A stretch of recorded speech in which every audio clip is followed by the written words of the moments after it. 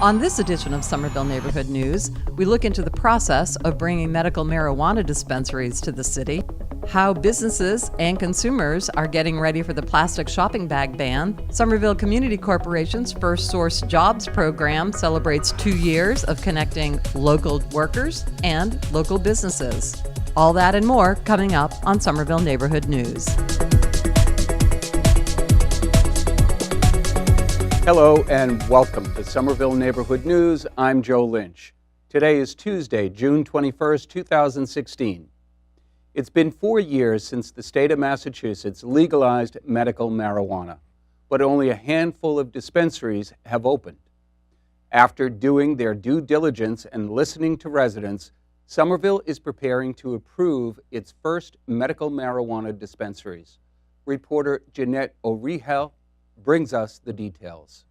After the 2012 legalization of medical marijuana in the state of Massachusetts, 6 dispensaries have opened their doors for business. But with the state's more than 20,000 registered medical marijuana patients, 6 is not enough. Across the state, some cities and towns have sought to use zoning as a means to keep dispensaries out. Under the law, those rule changes can't be made so strict as to generally exclude a dispensary. In Somerville, the community and city officials have been supportive of medical marijuana and hope to see a dispensary open in the city soon. A zoning review and study delayed moving ahead, but with public feedback this winter, Somerville being positioned on the red line and the green line is really well positioned to help people who would otherwise not have access or don't have the means to go to the more distant dispensaries. a new zoning overlay map is now in place, allowing the city to open the application process. More than 24 people attended an information session for potential dispensary owners in April. Ward 5 Alderman Neidergang supports dispensaries in Somerville. The whole point of having a dispensary is having something that people can get to and reach. And Somerville is a dense and a very easy to reach place. Accessibility is one of the biggest concerns for city officials and groups like Forefront Ventures, who guide dispensary applicants through the application process and to getting their business open. Sam Tracy works with Forefront's business development team and applauds Somerville's approach when it comes to locating the dispensaries. So that's one really nice thing about Somerville is that they've taken a much better approach than most other cities in Massachusetts have in terms of where they want to put these. Here we're wanting to zone them like any other pharmacy, like a Rite Aid or a CVS, because we want to make sure that patients have access rather than relegating it to industrial areas or treating it like it's some kind of vice rather than a medicine. We want it to be in an area that is easily accessible. We want it to seem completely legitimate. We want it in the middle of a major square like Davis Square or Union Square because it's a medical facility just like this one right behind us, the Cambridge Health Alliance building. The zoning overlay divides the city into 3 zones centered around Davis Square, Assembly Square, and Union Square. The zoning board will review all applications and make recommendations to the mayor. The mayor's office may give up to 2 letters of support in each of the 3 zones. Those who receive letters will then have to submit their documents to the state. For medical marijuana patients and advocates like Michael Crawford, getting dispensaries into the community can mean more than just easier access. Crawford suffered a spinal injury in the late 1990s and found medical marijuana was a positive alternative to painkillers. I found it for myself not to be toxic, which means there's no overdose. You can't overdose on it. And you can't get addicted to it like you do with the pills. And the other issue, for someone like myself, 17 years, times 365 days, you're talking how many pills would I have taken and how bad would that be for my liver? This doesn't solve my issue, this doesn't cure it, but it allows me to work with the least amount of pain, and it allows me to get through my day, and it's good for pain management. That's really what it's about. It's about managing the pain I have on a daily basis, the nerve pain that shoots down my leg. According to a new study published in the Journal of the American Medical Association, overdose deaths from prescribed opioids have quadrupled since 1991, and every day in the U.S., roughly 46 people die of an overdose. But in the 13 states that have passed laws between 1999 and 2010 allowing for the use of medical marijuana, these numbers have dropped dramatically. What we've already seen from the data in states that have done it is that states with medical marijuana have about 25% fewer opioid deaths than states without medical marijuana. So the data has already shown us that allowing people to have that alternative actually does steer them away from that and saves a lot of lives. The Cardiac Arrhythmia Syndromes Foundation, or CAS Foundation, is one of the groups that has applied to open a dispensary in Somerville. Their focus is offering a safer alternative to those who suffer from chronic pain. The opiate epidemic has been tremendously devastating across the Commonwealth and the nation. And as we look at more ways to tackle these problems, medical marijuana continues to come to the forefront as one of the primary means of being able to tackle the opioid epidemic. By proactively putting these medical marijuana dispensaries in place, we can help relieve some pain that people are having without having the long-term devastating effects of addiction and the quality of life issues that arise as results of opioid use and subsequent abuse. Somerville is looking for help from its dispensary partners in preventing opioid addiction. Drug prevention and public safety programs must be part of every application. What's important to us is that we are a great partner to the City of Somerville, that we're a great asset to the community, and that we'll be able to give back and help with educational programs, support programs, addiction treatment programs, and certain other aspects that we can do to help the community. We're looking to find the right applicant partner that we believe can run a quality operation, a safe operation, something that we will all be proud of having in the community and that will work well for us and with all of us. The application period ended on May 20th. Applicants are currently waiting to hear back from the city, and if they receive letters of support or non-opposition, they will be cleared to advance further in the state's dispensary licensing process.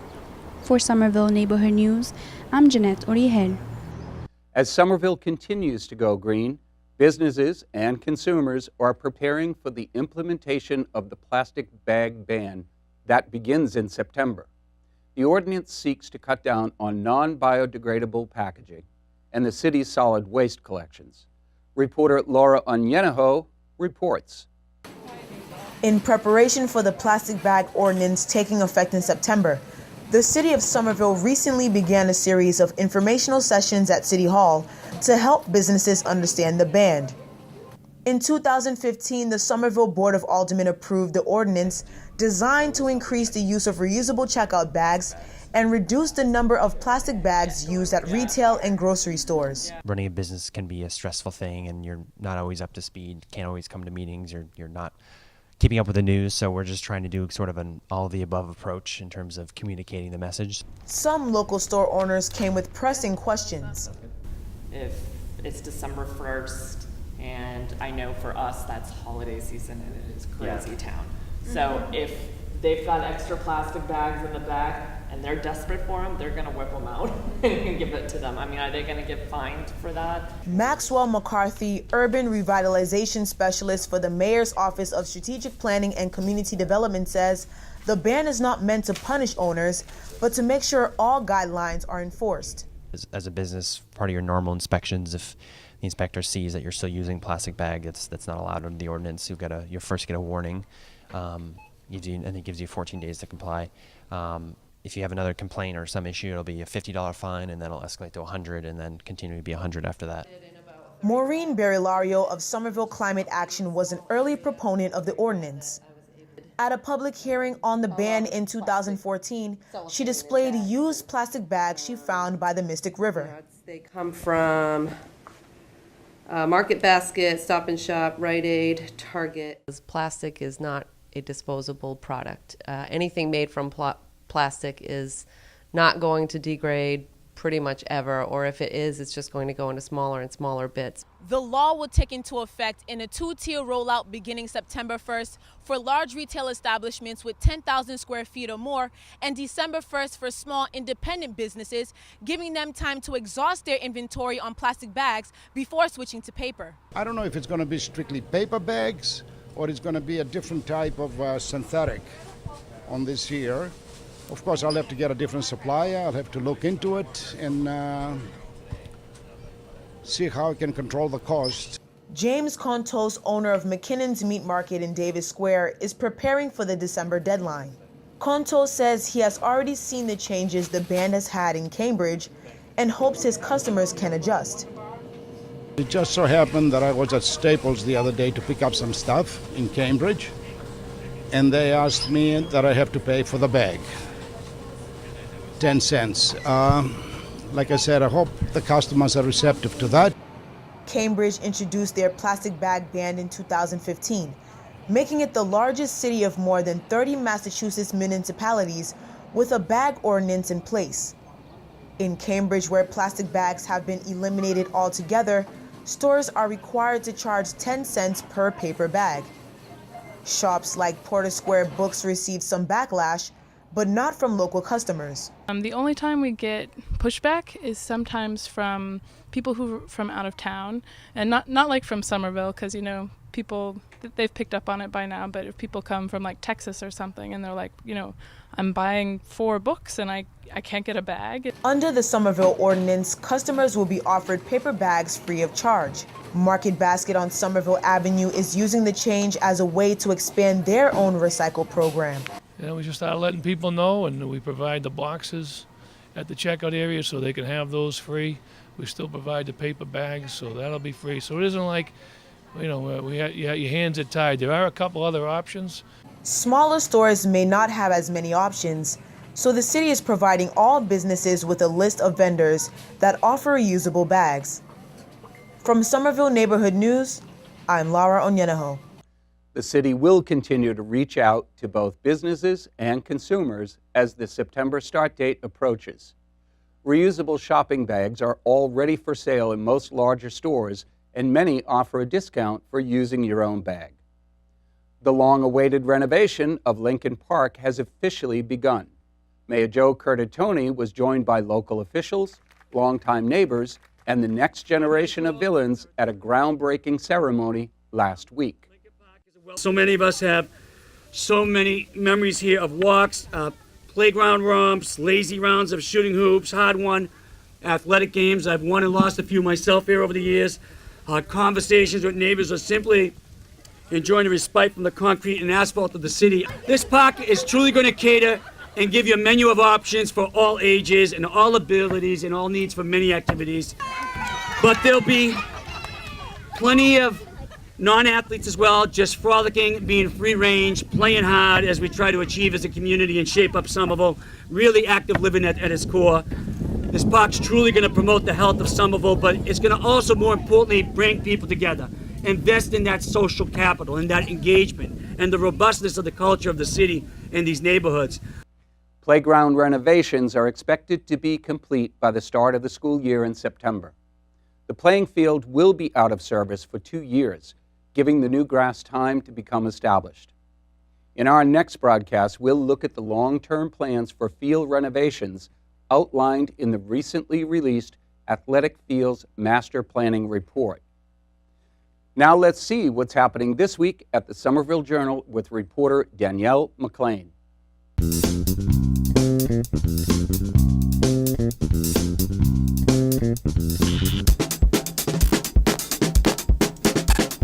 This week in the Somerville Journal, we take a look at next year's budget, the hazards of being a Somerville firefighter, and we talk to Somerville High School students about their trip to Cuba. You can find us on the web at somerville.wickedlocal.com or email us at somerville@wickedlocal.com. We here at SCAT TV want to thank Danielle for the excellent work she has done here in Somerville and offer her our sincerest best wishes in her new role as investigative journalist at the Bangor Daily News in Maine. We will miss you, Danielle. Be sure to come back and visit. You hear it every day. Somerville needs a strong local workforce to stay competitive and keep residents from being displaced. That is the goal of the Somerville Community Corporation's First Source Jobs program. Reporter Laura Onyeneho introduces us to the program as it celebrates its 2nd anniversary. Mohammed Sesse's goal is to become a professional chef. And with the help of the Somerville Community Corporation's First Source Jobs program, his dream will soon become a reality. They were always there for me, Like, up to now, they're always there for me. They even call them all the time, like, Mohammed, anytime you need help, call us. We are here for you. The First Source Jobs program connects local residents with local jobs. Those who enroll in the program have access to skills-based training, workshops, and job postings. According to SEC statistics, only 15% of residents work in Somerville. First Source is building the local workforce in order to keep residents, jobs, and incomes in the city. We're looking at what industries are growing in Somerville and what areas people need training in to be able to take advantage of the local jobs that are here and that are coming. So that's, constantly looking at what types of training programs we can develop. We've looked at, the hospitality sector is growing in Somerville, service sector, healthcare. It's both looking at what skills and talents our clients already have, and also looking at what other skills they need to be more marketable. Sese has worked as a dietary aide at Cambridge Health Alliance for 5 months. He came from Liberia, West Africa in 2012. He says securing a job in this country was a priority. The goal is to come to America is, you come to America, you gotta work. But mainly is about, my family's here. The program is in collaboration between the Somerville Community Corporation, the City of Somerville, and local employers. First Source works with businesses to focus on skills needed for the workforce. That is why the program hosts monthly skills-based training workshops for its clients. Our goal is always, one, to develop more relationships with employers and stronger relationships with employers. And as Laura said, develop more trainings because we think, the difference between a job and a good job often is training. In the past 2 years, the program has served 277 people and placed 120 residents in local jobs. Employers like Vinfin, the mental health service company, says hiring people familiar with the city is an asset to the company.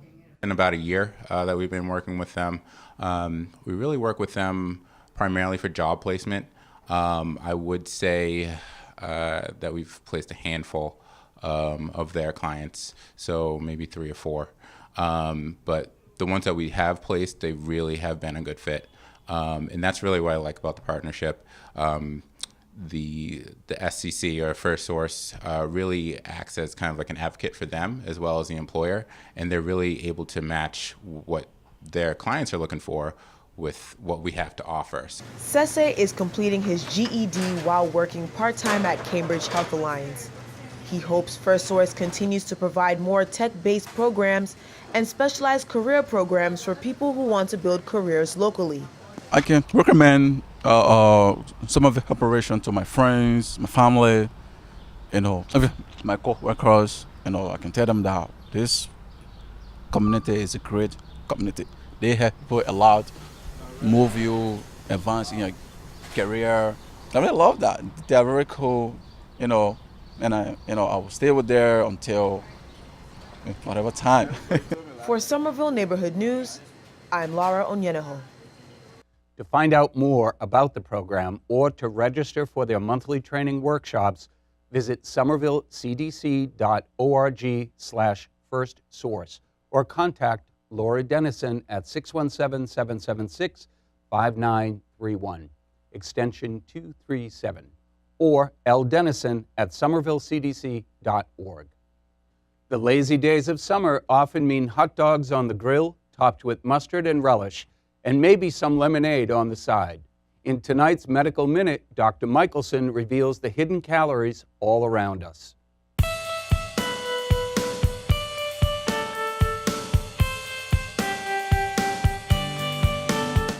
Dr. Ira Michaelson for the Somerville Neighborhood News. I want to talk to you today about hidden calories.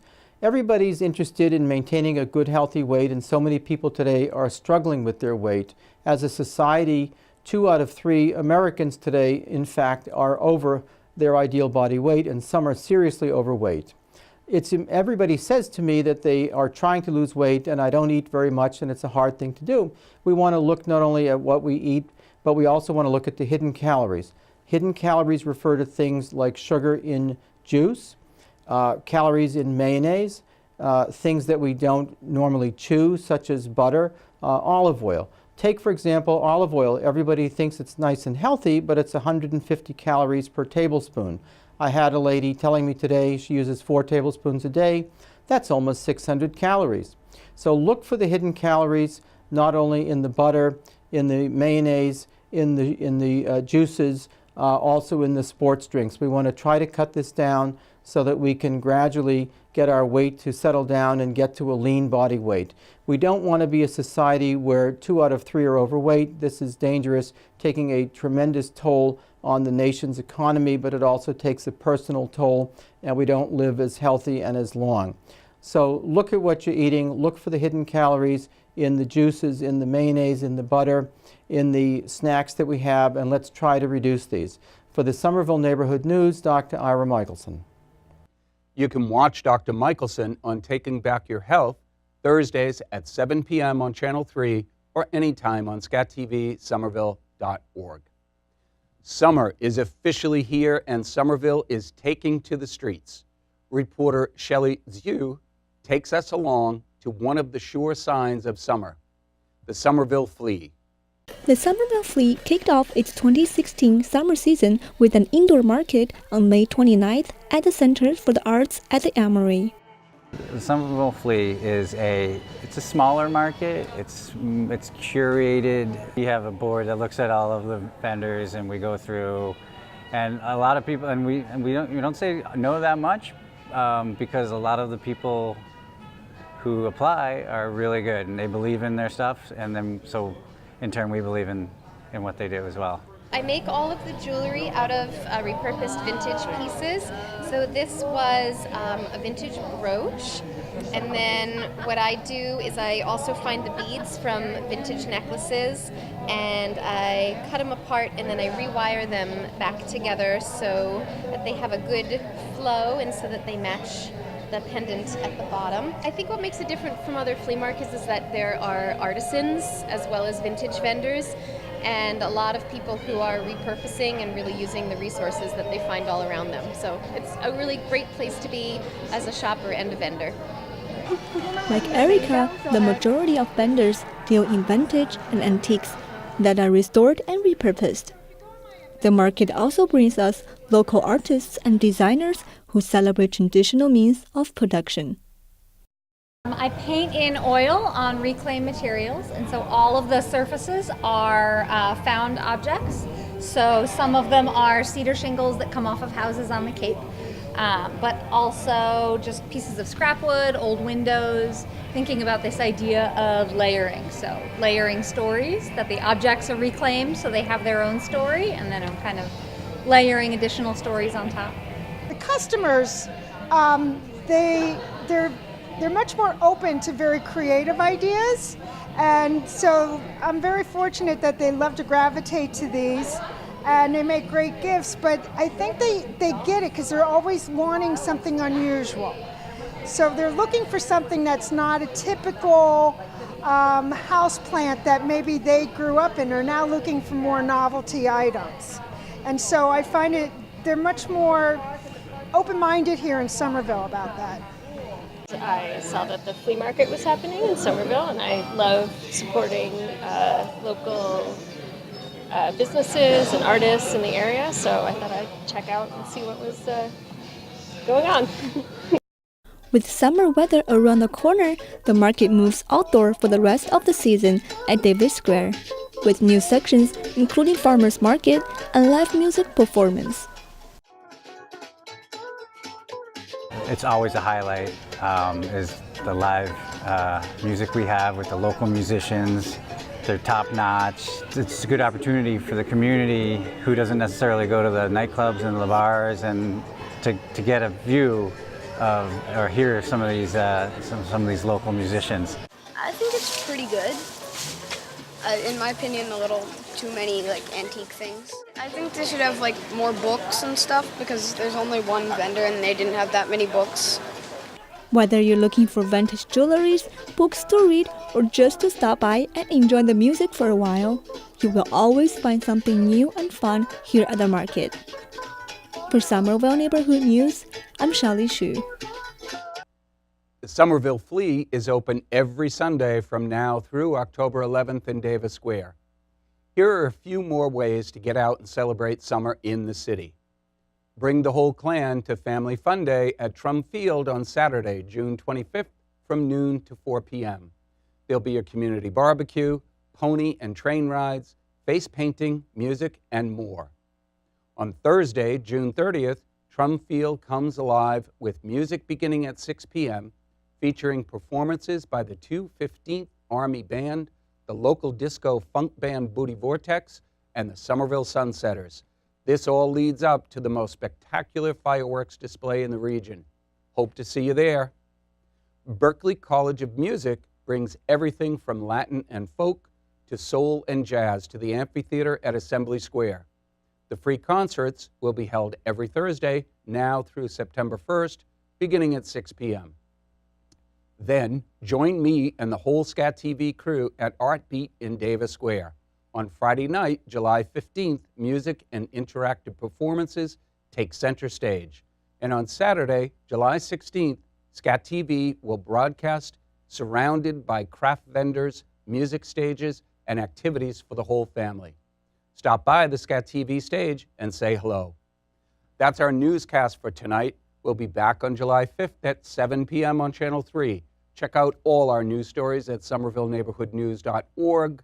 Somerville Neighborhood News is a community service production of Scat TV. We invite you, our neighbors, to get involved. Visit our Facebook page, SCATV SNN, to comment. Tweet us at SCATVSNN. Call us at 617-628-8826 or email us at news@scatvsomerville.org.